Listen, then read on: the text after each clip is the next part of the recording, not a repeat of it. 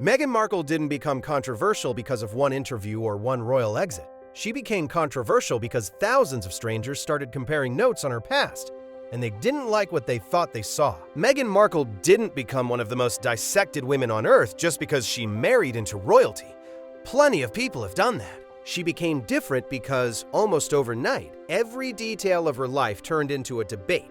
Not opinions, not interviews, facts, dates, old photos, school years, career timelines. The kind of things most people never question about anyone. From the moment she stepped into the global spotlight, two completely opposite images formed at the same time. On one side, the polished narrative, the ambitious actress, the modern royal, the woman who broke tradition and brought a new voice into an ancient institution. But on the other side, a much louder and far more aggressive conversation started growing online, one built almost entirely on suspicion. It wasn't driven by tabloids at first. It came from forums, comment sections, archived photos, people who had nothing to gain from stirring drama but plenty of time to compare screenshots, dig through old websites, and line up dates that didn't feel as clean as they should have.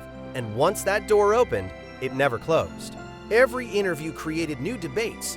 Every documentary revived old ones. Every time Meghan spoke about her past, people didn't just listen. They cross-checked. They went hunting. They started treating her biography like a puzzle instead of a story. Because the problem wasn't one big scandal. It was dozens of tiny details that, according to her critics, never quite stacked the way they were supposed to. And the moment people believe a public figure is carefully controlling their narrative, curiosity turns into obsession. But nothing accelerated that obsession faster than one specific photo that the internet still can't seem to let go of. But that was only the beginning. It started with a picture most people would scroll past without a second thought. A group photo from Northwestern University's Salsa Club. Smiling faces. Early 2000s energy. The kind of harmless throwback that usually lives and dies in an old Facebook album until people actually looked at it. Internet forums began zooming in, not on Meghan's smile, not on what she was wearing, but on the people around her. Users started identifying names, then graduation years, then estimated ages, and that's when the tone of the conversation shifted. According to online sleuths, nearly everyone in that photo appeared to belong to the same age bracket. People who would now be well into their late 40s or early 50s. Yet Meghan, officially born in 1981, was supposed to be noticeably younger than most of them at the time. But visually, she didn't stand out. She didn't look like the youngest one in the room. She didn't look out of place. And to critics, that was the first spark. Why did she blend so seamlessly into a group people online believed were nearly a decade older? Why didn't the timeline feel obvious? Why didn't the age difference show itself the way people expected it to?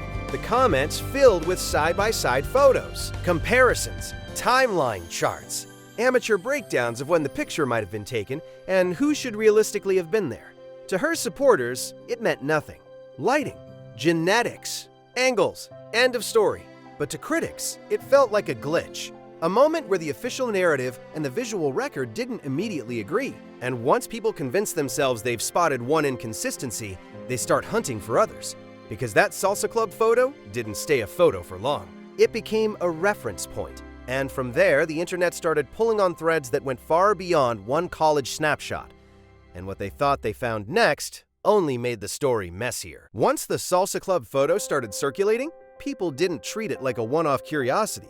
They treated it like a starting point. Entire threads appeared, breaking Meghan's life into pieces. Childhood, school years, college, early acting jobs, auditions, relationships. Every interview clip was pulled apart. Every old article was archived. Every quote about her age, her graduation, or her early career was logged and stacked against public records and media timelines. And according to her online critics, the more they lined things up, the less clean it looked. They began pointing to overlaps that felt strange. Gaps where stories seemed to jump forward too quickly. Periods where she was reportedly in one place while appearing socially or professionally connected to people who, on paper, should have been in very different stages of life. It wasn't one contradiction, it was the accumulation. Small things most people would never notice. A date that drifted between interviews. A career milestone that didn't seem to match her supposed age at the time. A social circle that, to critics, skewed consistently older. Individually, none of it proved anything. Together, it created the feeling that her story had been smoothed over.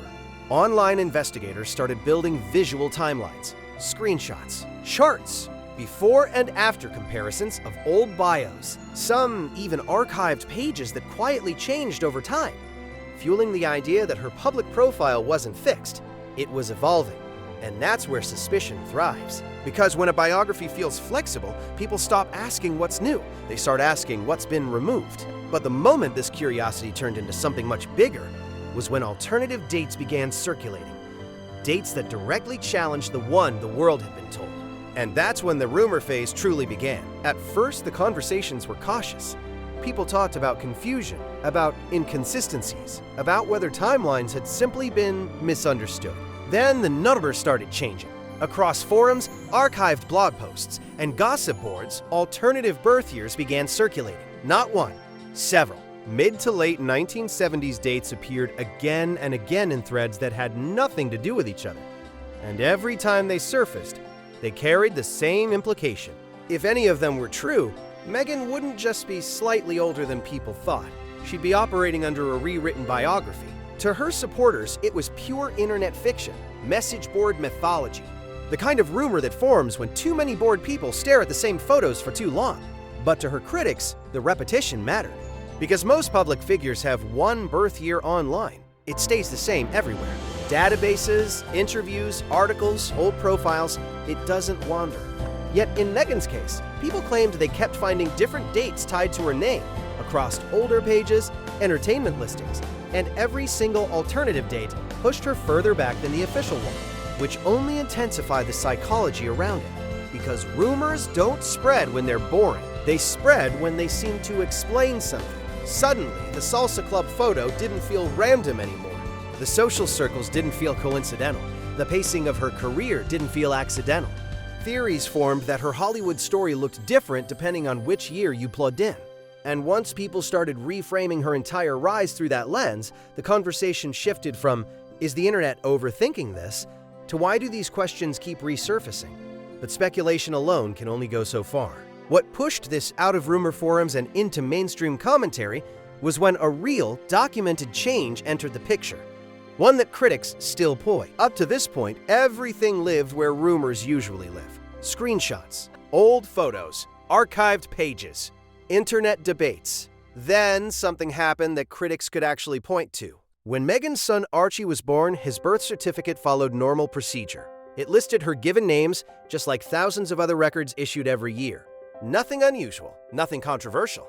Until weeks later, the document was officially amended. Her personal names were removed and replaced with her royal title, legally changed, on an official government record, and that single update detonated across the internet. To most people, it was brushed off as a royal protocol detail, an administrative formality, a symbolic adjustment that didn't mean anything deeper. But to her critics, it felt like the worst possible coincidence, because for years, the same online communities had been arguing that Meghan's public biography looked edited, curated, continuously adjusted.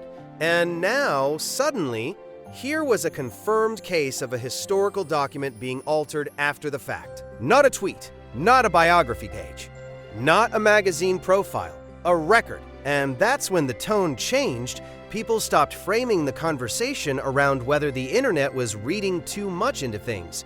They started asking why any public figure would feel the need to revise official paperwork at all. Birth certificates aren't branding tools. They aren't press releases.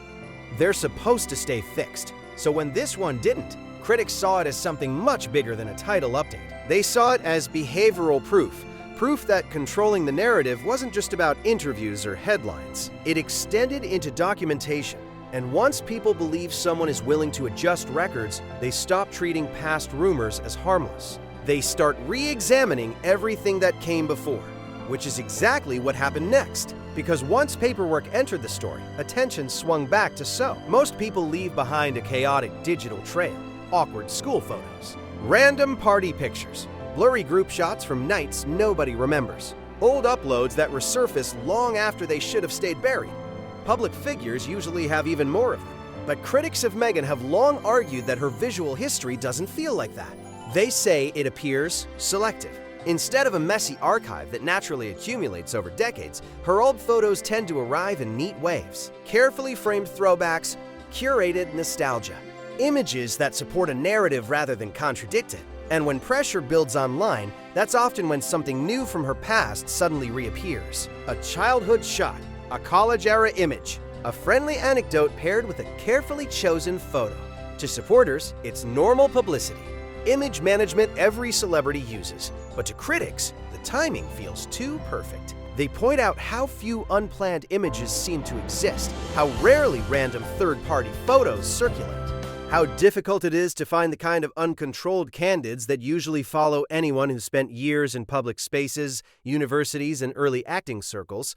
And the more tightly a past appears managed, the more people assume there's something it's protecting. Because authenticity usually leaks. It shows up in places you didn't intend. When it doesn't, suspicion fills the gap. Online, people began treating Meghan's photo history like an edited documentary instead of an open archive. Each image was analyzed not just for what it showed, but for what it didn't. What wasn't there. What never appeared. What vanished.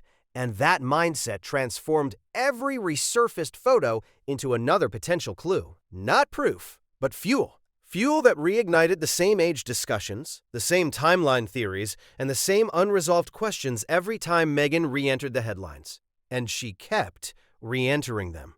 Often through something far more powerful than, every time Meghan makes headlines for a legal battle, the internet doesn't just focus on the case. It reopens her entire past. Search trends spike, old threads resurface, archived screenshots get reposted.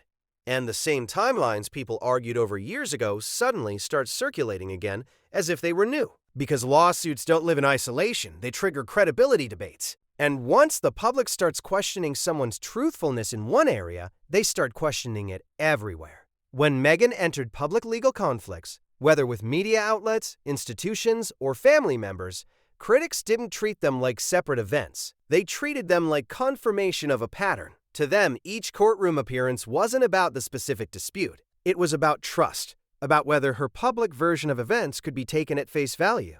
And that atmosphere is exactly where rumor culture thrives. Legal stories create headlines. Headlines create searches. Searches lead people straight back into years of unresolved speculation about her past. The salsa club photo comes back. The alternative birth years reappear. The document controversy gets reposted. The missing photo discussions flare up again. Algorithms don't care if something is old. They care if it keeps people clicking. And Meghan's legal drama reliably reactivates every controversial narrative tied to her name, which traps her in a cycle. The more she fights stories publicly, the more her critics dig privately. The more she pushes back, the more people look for something else to question. And over time, those questions stop feeling like gossip.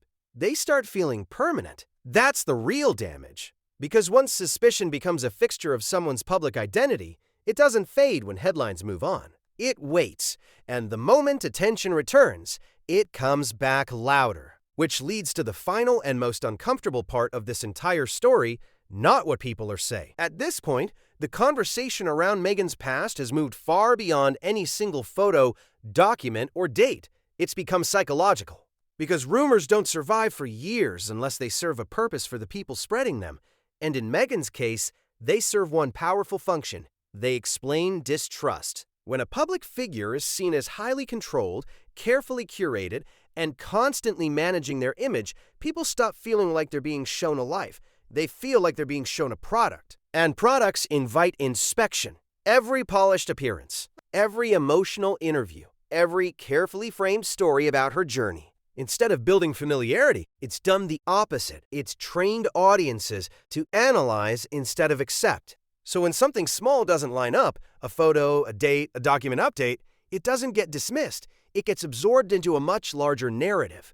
One that says, if so much is curated, what isn't? That question alone is enough to keep speculation alive indefinitely. Because there's no finish line, no single moment that resolves it, no reveal that fully satisfies it. Each attempt to clarify only creates more material to dissect. Each effort to control the narrative adds another layer to it, and over time, Meghan stopped being viewed as a person with a past. She became a mystery with a marketing team,